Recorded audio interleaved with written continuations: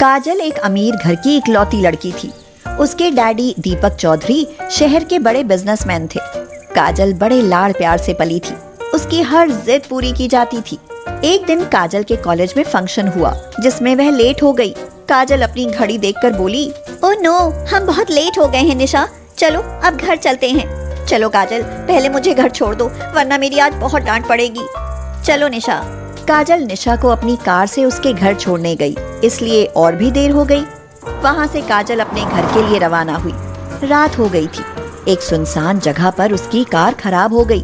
काजल ने सोचा, अभी फोन करके डैडी को बता देती हूँ तो कुछ ना कुछ इंतजाम तो हो ही जाएगा। लेकिन मोबाइल निकाला तो वह परेशान हो गई। ओह नो, ये मोबाइल तो स्विच ऑफ हो गया। इसको भी अभी बंद होना था। अब मैं क्या करूँ? आसपास कोई दिख भी नहीं रहा है। यहीं वेट करती हूँ, किसी से लिफ्ट ले लेती हूँ। तभी एक बाइक पर दो लड़के वहाँ से निकले। वे शक्ल से ही गुंडे लग रहे थे। सड़क के किनारे काजल को खड़ा देखकर उन्होंने बाइक रोक दी। वे दोनों एक्साइटेड होकर एक दूसरे से बातें करने लगे। अरे यार शरद, क्या तू भी वही देख रहा है जो मैं देख रहा हूँ? रात में इस सुनसान इलाके में लड़की। हाँ राकेश, लड़की, और वो भी इतनी सुंदर। अरे अपनी तो बल्ले बल्ले हो गई। क्या गजब की सुंदर लग रही हो। कार पंक्चर हो गई है तो चलो ना हमारे साथ, चलो घूम कर आते हैं। काजल डर गई। वे दोनों उसे छेड़ने लगे और जबरदस्ती अपने साथ ले जाने की कोशिश करने लगे। बचाओ बचाओ। तभी एक ऑटो वहाँ आकर रुका। उसमें से एक लड़का उतरा और उन दोनों बदमाशों पर टूट पड़ा। उसने शरद और राकेश को मार मार कर भगा दिया। वे दोनों अपनी बाइक पर बैठकर भाग गए। डरिए मत, वो दोनों भाग गए हैं। चलिए मैं आपको छोड़ देता हूँ। मेरा नाम आयुष है। और मैं काजल हूँ, चलिए। उसकी बहादुरी देखकर काजल को पहली नजर में ही उससे प्यार हो गया। आयुष भी उस पर अपना दिल हार बैठा। अब वे मोबाइल पर बातें करने लगे और अक्सर मिलने भी लगे। एक दिन काजल ने पूछा, तुम ऑटो चलाने के अलावा और कुछ नहीं कर सकते? मैंने पढ़ाई के बाद कंपटीशन की तैयारी की है, लेकिन मेरी जॉब नहीं लगी, इसीलिए मैं ऑटो चलाता हूँ और अभी भी तैयारी कर रहा हूँ। Wow, you are too hard working. I am proud of you. And I love you very much. लेकिन अब हमारे रास्ते अलग अलग होने जा रहे हैं। क्यों? मैं तुमसे बहुत प्यार करती हूँ और मैं तुम्हारे बिना जीने की सोच भी नहीं सकती हूँ। सोचने की कोशिश करो काजल। तुम्हारे डैडी तुम्हारी शादी मुझसे नहीं करेंगे। दूसरे, मैं तुमको दुखी नहीं देख सकता। मैं तुम्हें वो सारी सुख सुविधाएं नहीं दे सकता जिनकी तुम आदी हो। मुझे वे सुविधाएं नहीं चाहिए, मुझे बस तुम्हारा प्यार चाहिए आयुष। तुम्हारे साथ मैं हर मुसीबत सह लूंगी। मेरे लिए असली दौलत तुम्हारा प्यार है। काजल की बातों को सुनकर आयुष का दिल भर आया। उसने काजल को गले से लगा लिया। आयुष, अब कभी मुझसे अलग होने की बात मत करना। कभी नहीं करूँगा काजल, हमारा साथ जन्मों जन्मों तक रहेगा। लेकिन जब काजल के डैडी को उसकी लव स्टोरी पता चली तो हंगामा मच गया। काजल ने भी जिद पकड़ ली और कहा, मैं शादी करूंगी तो आयुष से, वरना जहर खाकर मर जाऊंगी डैडी। देखो बेटा, तुम्हारी यही इच्छा है तो मैं तुम्हारी यही शादी कर देता हूँ, लेकिन तुम्हें गरीबी की आदत नहीं है। जब गरीबी झेल नहीं पाओगी तो एक दिन तुम खुद पछताओगी, फिर तुम्हें यहीं वापस आना होगा। नहीं डैडी, मेरा प्यार इतना कमजोर नहीं है। मैं उससे सच्चा प्यार करती हूँ। दीपक चौधरी ने उन दोनों की शादी कर दी। काजल अपनी ससुराल आ गई। यहाँ उसके सास ससुर, देवर अंश और ननद प्रिया थी। सबने उसका गर्मजोशी से स्वागत किया। आयुष का घर छोटा जरूर था, पर वहाँ सबका प्यार और खुशियां ही बरसती रहती थी। एक साल बीत गया। काजल की मैरिज एनिवर्सरी आ गई। सबने बड़े जोश से सारा इंतजाम कर डाला। आयुष मन ही मन में सोचता है, हमारी शादी को 1 साल हो गया। काजल के गले में एक सोने की चेन तक नहीं है, लेकिन उसने कभी शिकायत नहीं की। आज मैं पूरे साल की बचत से ये बढ़िया हार लाया हूँ। उसे अचानक देकर सरप्राइज दूंगा। उधर काजल की सास सवेरे से उसकी पसंद के पकवान बनाने में लगी हुई थी। ससुर उसके लिए बहुत अच्छी सी साड़ी ले आए थे। काजल सब चुपचाप देख रही थी। भाभी, ये मैंने कमरे तक फूलों की रंगोली बनाई है, इस पर चलकर कमरे में जाना।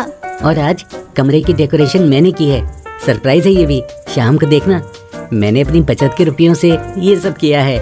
तब तक उनके घर के बाहर एक कार आकर रुकी। उस कार से उतरकर दीपक चौधरी और उनकी पत्नी नीता अंदर आए। नीता ने अंदर आकर काजल को गले से लगा लिया और बोली, बेटी काजल, तुमने बेशक मुझे याद नहीं किया, लेकिन हम 1 साल तक बड़ी मुश्किल तुम्हारे बिना रह पाए। अब नहीं रह सकते। हमने सोचा आज तुम्हारी एनिवर्सरी है, इसलिए हम यहाँ चले आए।